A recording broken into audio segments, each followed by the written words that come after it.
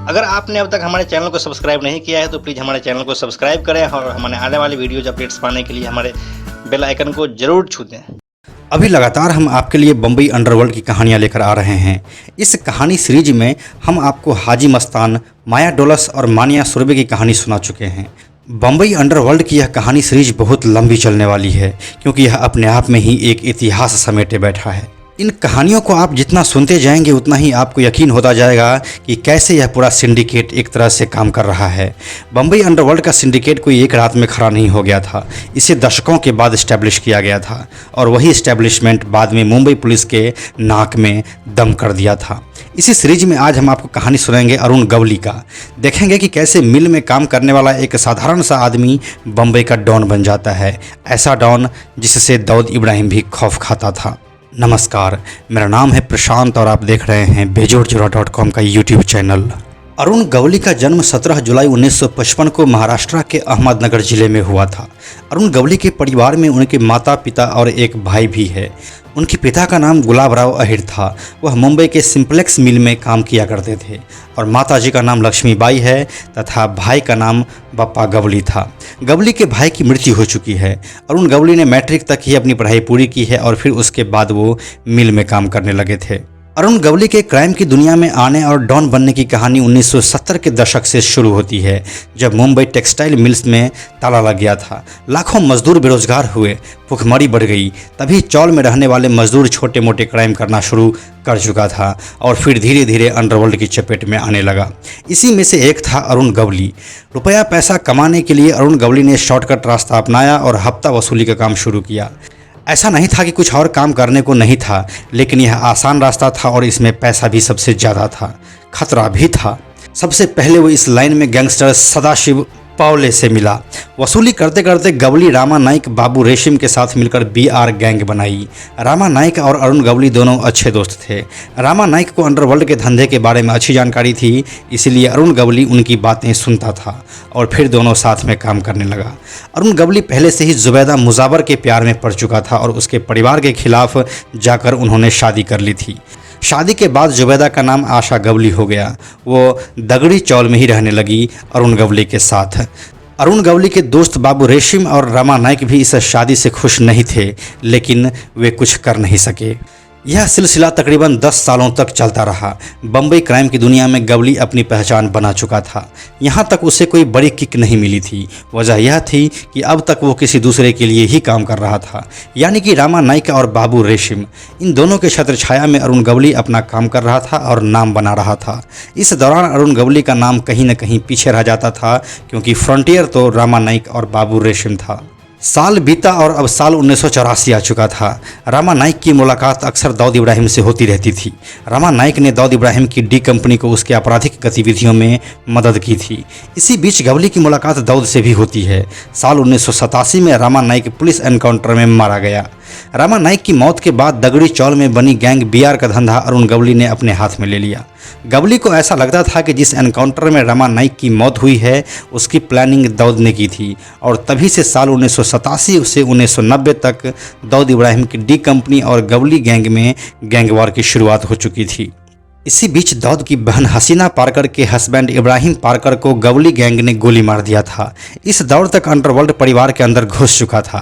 नहीं तो बम्बई अंडरवर्ल्ड में एक दौर ऐसा भी था जब मैटर आपस में ही सुलझा लिया जाता था, लेकिन अब समीकरण बदल चुका था। बहनोई की हत्या के बदले की आग में साल 1990 में ही दाऊद के गैंग ने गवली गैंग के एक शूटर किशोर की हत्या करवा दी थी। अरुण गवली को यह बात पता थी कि वो कितना भी गैंगवार कर ले, लेकिन बम्बई अंडरवर्ल्ड का किंग तो सिर्फ दाऊद इब्राहिम ही है। लेकिन मुंबई में 1993 में हुए धमाकों से पहले ही दाऊद भारत छोड़कर दुबई चला गया था। दाऊद के दुबई जाने के बाद उसका गैंग भी टूटने लगा और दाऊद के ना होने से यह कमज़ोर भी हो गया था। बम्बई धमाकों की वजह से ही दाऊद और उसका राइट हैंड माने जाने वाला छोटा राजन अलग हो चुका था। धमाकों के बाद छोटा राजन भी मुंबई से मलेशिया भाग गया। दाऊद इब्राहिम के दुबई जाने से और छोटा राजन के मलेशिया जाने के बाद अब मैदान खाली पड़ चुका था। यह मौका अरुण गवली अपने हाथों से जाने नहीं देना चाहता था और फिर यहीं पर अरुण गवली को फ़ायदा हुआ। मुंबई से बड़े बड़े अंडरवर्ल्ड डॉन भाग चुके थे। अब मुंबई में गवली का सामना अमर नाइक के गैंग से था। अमर नाइक अपनी गैंग को 7 रास्ता के लाल विटाची चौल से संभालता था। 7 रास्ता का लाल विटाची चौल और भाई खला के दगड़ी चौल के बीच ज़्यादा दूरी नहीं थी, लेकिन दोनों के लिए एक दूसरे को ख़त्म करना आसान भी नहीं था। दोनों के बीच मुंबई के भाई बनने को लेकर गैंगवार शुरू हो गई।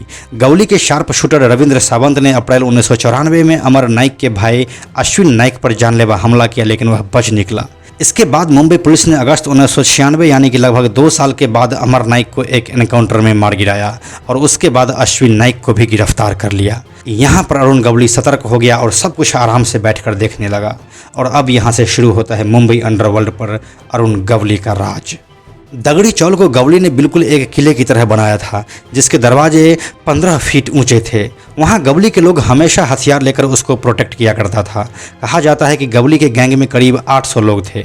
उन सभी को हथियार चलाने की स्पेशल ट्रेनिंग दी जाती थी।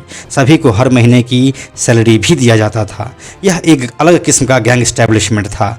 इससे गैंग के लोग कमीशन पर काम करते थे, लेकिन अरुण गवली ने सैलरी पर लोगों को रखकर एक भरोसा बना लिया था कि काम चले या ना चले, तुम लोगों का घर चलता रहेगा। अरुण गवली के लोगों ने इसे नौकरी की तरह लिया और साथ में दिखाई वफादारी भी।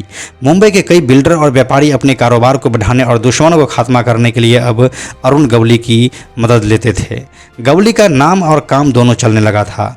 अरुण गवली ने इस तरह कम ही समय में खूब सारा रुपया पैसा बना लिया था। मुंबई में अरुण गवली क्योंकि अब एक इकलौता डॉन बच गया था, इसलिए वो हर धंधे में बिना किसी डर के अपना हाथ आजमाया। अब अरुण गवली सुपारी लेने का काम भी शुरू कर दिया था। पुलिस की अनऑफिशियल रिकॉर्ड की माने तो ऐसे कई मामले थे जिनमें गवली ने सुपारी लेकर हत्या और मारपीट की घटनाओं को अंजाम दिया था, लेकिन सबूत और गवाहों की कमी के चलते वो एक बार भी पकड़ा नहीं गया। सुपारी किलिंग के मामले में वो इतना ताकतवर हो चुका था कि लोग उसे सुपारी किंग कहने लगे थे। अरुण गवली कई बार गिरफ्तार भी हो चुका था। लंबे समय तक उसे जेल में भी रहना पड़ा था, लेकिन बहुत से केसों में सबूत ना होने की वजह से उसे छोड़ दिया जाता था। दावा तो इस बात का भी किया जाता है कि अरुण गवली के हर बार बचकर निकलने में कहीं न कहीं पुलिस का भी हाथ था, क्योंकि इन धंधों में वो पुलिस को भी मिलाकर चलता था, जिसका कई मौक़ों पर उसे फायदा भी हुआ था। 1980 के दौरान जब पुलिस ने अरुण गवली और साई विनोद जैसे हिंदू गुंडे के खिलाफ कार्रवाई की थी, तब उस वक्त शिवसेना प्रमुख बाल ठाकरे के द्वारा मुंबई पुलिस की आलोचना की गई थी। यह इस बात का प्रतीक था कि गवली को राजनीतिक संरक्षण प्राप्त था। गवली और भी पॉलिटिशियन से संपर्क बनाकर रखता था। उसके जेल में सजा नहीं होने का यह भी एक बड़ा कारण था।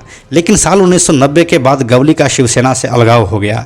एक समय था जब शिवसेना गवली की सहायता करती थी। शिवसेना प्रमुख बाल ठाकरे ने उस समय एक रैली में कहा था कि अगर पाकिस्तान के पास दाऊद है तो भारत के पास अरुण गवली है। लेकिन कुछ वजहों से शिवसेना और गवली के रिश्तों में दरार आ चुकी थी। अब जमाना बदल रहा था। अंडरवर्ल्ड से जुड़े लोगों को मुंबई पुलिस बेरहमी से एनकाउंटर कर रही थी, क्योंकि अब अरुण गवली मुंबई अंडरवर्ल्ड का अकेला सबसे बड़ा चेहरा था, तो उसे भी पुलिस का डर था। उसे इस बात का अंदाजा था कि एक ना एक दिन पुलिस उस पर शिकंजा जरूर कसेगी। ऐसे में उसने देश का व्हाइट कॉलर क्राइम राजनीति ज्वाइन करना सबसे आसान दिखा।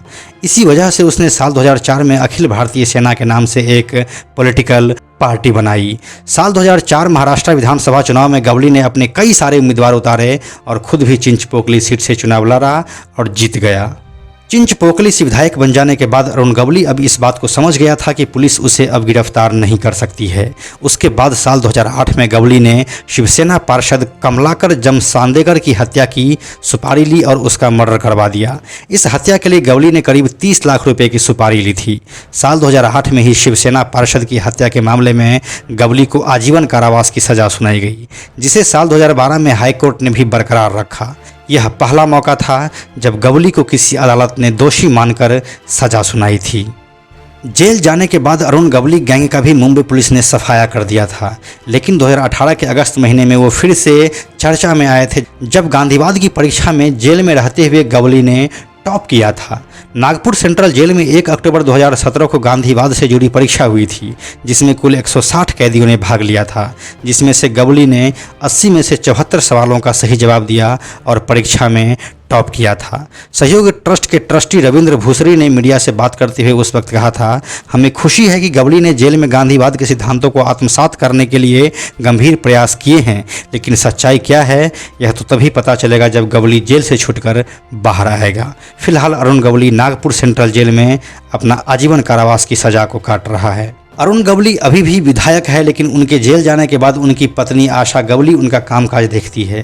वो एक सामाजिक कार्यकर्ता भी हैं, दगड़ी चौल की देखरेख भी वही करती है। अरुण गवली लगभग 3 दशकों तक मुंबई पर राज किया और कोर्ट में अपने हर पेशी के दौरान वो यह बात जरूर कहता था कि जिसने भी मुंबई के साथ गलत किया वह देश छोड़कर भाग चुका है। इकलौता मैं ही हूँ जिसने देश नहीं छोड़ा। लेकिन कोर्ट ने उनकी इन दलीलों को मानने से इनकार कर दिया और अब महाराष्ट्र और मुंबई की गलियों में अरुण गवली सिर्फ एक नाम बनकर रह गया है। अरुण गवली के 2 बच्चे हैं, महेश और गीता। उनका एक भतीजा सचिन अहिर नेशनलिस्ट कांग्रेस पार्टी के टिकट पर मुंबई की वर्ली विधानसभा क्षेत्र से विधायक भी रह चुके हैं। मुंबई अंडरवर्ल्ड में अरुण गवली को डैडी के नाम से बुलाया जाता था। उनके लाइफ के ऊपर मराठी और हिंदी भाषा में फिल्म भी बन चुकी है। मराठी में दगड़ी चौल और हिंदी में डैडी के नाम से फिल्म बनी है। हिंदी फिल्म डैडी में अर्जुन रामपाल ने अरुण गवली का रोल निभाया है। तो यह थी पूरी कहानी अरुण गवली की। बम्बई अंडरवर्ल्ड की कहानियों की सीरीज आगे भी आते रहेंगे। यह सभी कहानियां आपकी उम्मीद से ज़्यादा दिलचस्प होने वाली है, तो इन सभी कहानियों को जानने के लिए आप हमारे साथ बने रहिए। कोरोना पैंडेमिक के बावजूद भी देश में अनलॉक हो रहा है और बाज़ारें खुल रही है। बहुत ज़्यादा ज़रूरी हो तभी अपने घर से बाहर निकलें। बच्चों और बुज़ुर्गों का खास ध्यान रखें और अपने चारों तरफ हाइजीन मेंटेन जरूर करें। यह वीडियो अगर आपको पसंद आया तो इसे लाइक और शेयर जरूर करें। आने वाले वीडियोज़ के लिए बेजोड़ जोड़ा को सब्सक्राइब करके बेल आइकन को टच करना ना भूलें। Thank you so much.